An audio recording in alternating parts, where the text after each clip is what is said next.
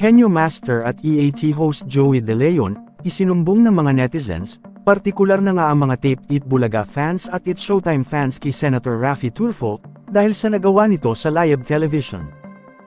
Masayang-masaya at nagbubunyi nga ngayon ang mga panatiko ng Tape It Bulaga, at lalong-lalo na nga itong mga It's Showtime fans, dahil sa tingin nila ay nakahanap na sila ng butas sa noontime show na EAT, at sapat na di umano itong dahilan para sa kanila, upang mapatawan ang programa ng kaukulang suspension ng Movie and Television Review and Classification Board o MTRCB, katulad sa nangyari sa paborito nilang noontime show na It's Showtime.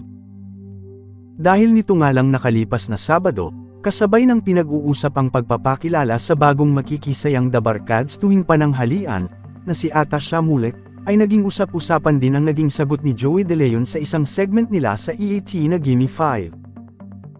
Sa nasabi ng segment, kung saan pinili ng contestant ang kategorya na bagay, at natanong siya ng mga bagay na isinasabit sa leeg.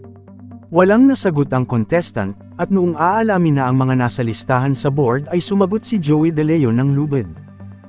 Maraming mga netizens ang minasama ang sagot na ni Joey De Leon. At para nga sa kanila ay napaka-insensitive joke nito, dahil ang binanggit di umano ni Joey De Leon ay naglalarawan sa isang di kanais-nais na pamamaraan ng pagbawi ng sariling buhay.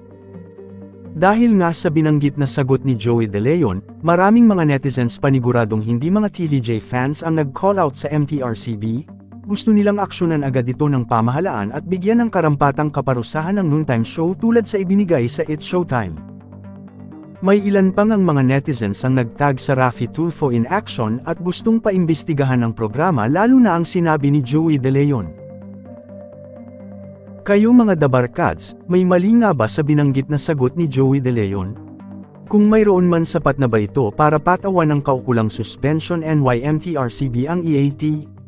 O baka naghahanap lang ng karamay ang It's Showtime fans kapag nagsimula na ang suspension ng kanilang paboritong show sa tanghali?